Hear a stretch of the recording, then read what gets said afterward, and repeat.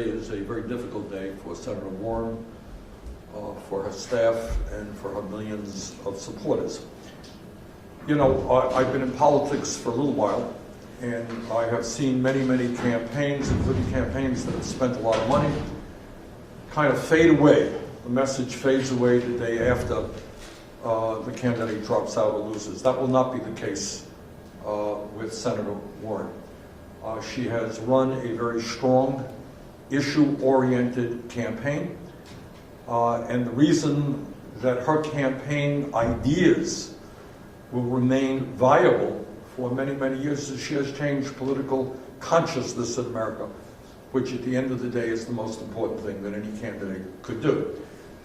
What Senator Warren has successfully done is raise the issue of income and wealth inequality and the idea that we need a wealth tax in America. And some of you may have noticed that just a few days ago, Robert Rubin, former Secretary of Treasury under Bill Clinton, said, you know what, Sanders and Warren are talking about a wealth tax.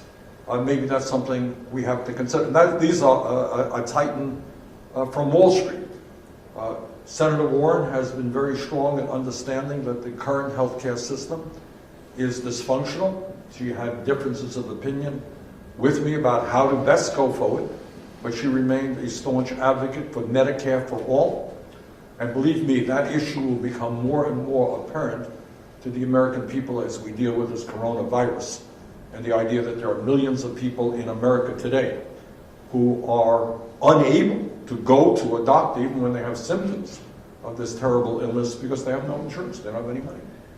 And what Senator Warren has said from day one, and what I say, is that healthcare is a human right. We should not be spending twice as much per capita on healthcare as the people of any other nation and have 87 million uninsured or underinsured just to make huge profits for the drug companies and the insurance companies. Senator Warren has been strong on that. Senator Warren has been very strong in making it clear that we have a corrupt political system in which billionaires are buying elections. And right now, what you're seeing is Wall Street opening up its checkbook to Joe Biden.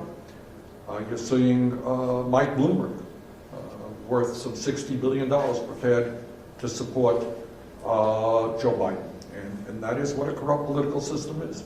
What democracy is one person, one vote. What a corrupt political system is billionaires buying elections. And Senator Warren has been very, very strong on that. And Senator Warren obviously has been very strong on the issue of women's rights.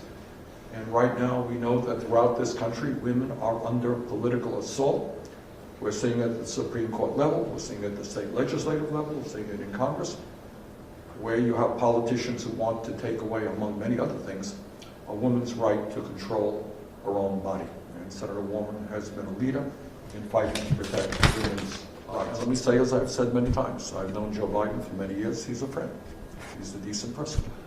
But Joe's record is a very, very different record than mine. His vision for the future of this country is very, very different. I'm going to be in Michigan very shortly, and I will be talking in Michigan about the fact that Joe supported disastrous trade agreements like NAFTA and PNTR with China, which have cost this country millions of good-paying jobs, devastating to the Midwest in this country.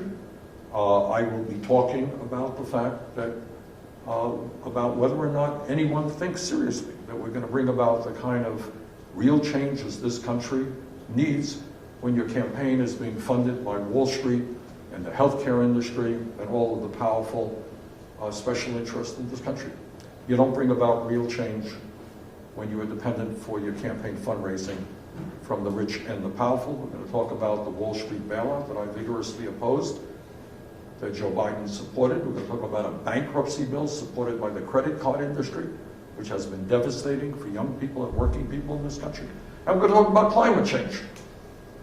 I happen to believe that we need sweeping, real changes in our energy system, that a moderate, middle-of-the-way approach is not going to be able to deal with the existential threat of climate change. So I like Joe personally, and I will do everything in my power to make sure this is not a kind of ugly personal attacks like, the Trump people engage in. This is going to be an issue-oriented campaign from my perspective. Joe and I have very different voting records. We have a very different vision for this country. And you will see that now that it's a two-person race come out pretty clearly. Karen? Senator, just to follow up on Senator Warren, would you be disappointed if you don't get her endorsement? Well, it's not a question of me personally. I would love to have her disappointment. But today what I'm doing is reaching out to the millions of strong supporters that she had, and to tell them that, you know, while Senator Warren and I had nuances of differences, we did, that there is no question that her agenda, what she fought for in the campaign, was far closer to what I am fighting for than what Joe Biden believes in. And we would welcome those supporters. Okay, we'll see you guys in Arizona. Thank you.